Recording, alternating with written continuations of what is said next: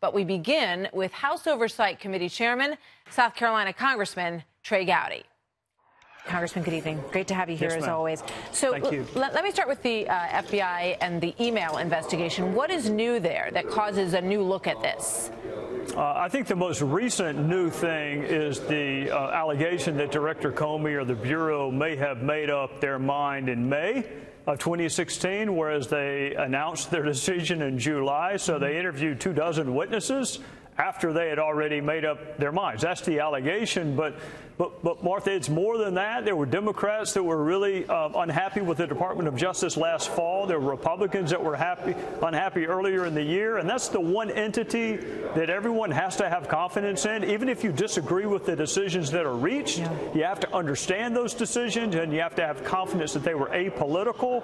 So Chairman Gillette and I came up with really 6 questions that we think are pretty evenly divided in terms of what Democrats want to know and what Republicans, and the Department of Justice is not above scrutiny, and they're not above review. I have great respect for them, but they're not above scrutiny.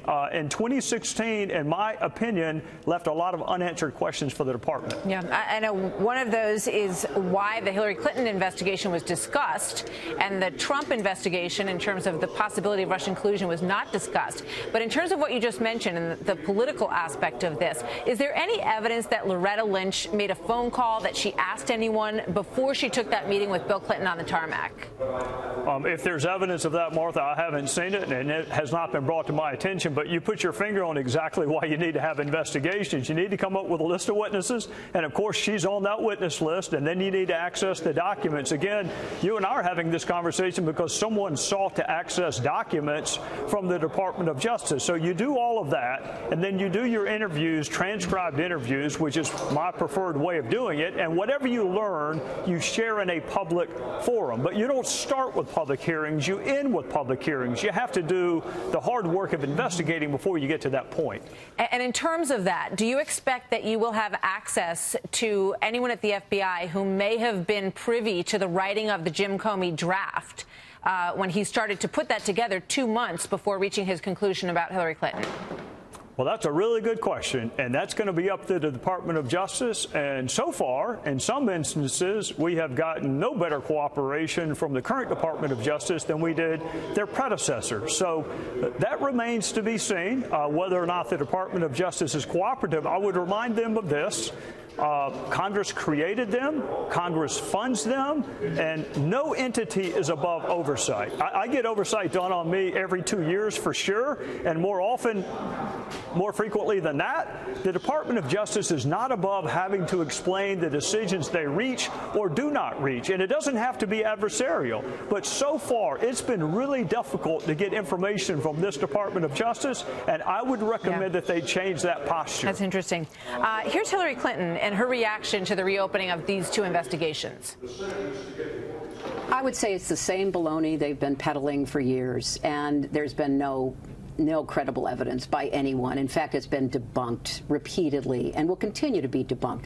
She and others, other Democrats on the Hill, Representatives Cummings and Representative Conyers, are both suggesting that this is just, haze being thrown at the Russia investigation in an effort to distract from the Trump investigation. Well, I would tell Secretary Clinton and Mr. Conyers and Mr. Cummings, Republicans don't get to write the headlines. We don't get to decide what the media covers and what they don't cover. God knows they've been covering Russia since January. I spent all day in a skiff interviewing witnesses related to the Russia investigation. So I don't know where Mr. Conyers or Mr. Cummings or Secretary Clinton were today, but I know where I was, which is investigating allegations of collusion. So I'm at peace with what I'm doing, but Congress is actually capable of doing more than one investigation at a time. And there was a time when Democrats did not think Jim Comey was the second coming of Christ. Remember, last fall, Harry Reid wanted him prosecuted for a Hatch Act violation. Sure do. Yeah, so it has cut both ways. I don't know where this... I got to go, but before I go, have you found any evidence of collusion on the Trump-Russia collusion investigation? Well, I'm going to be really careful not to do what I think the Department of Justice did, which is draw a conclusion before the end of the investigation. It's still ongoing.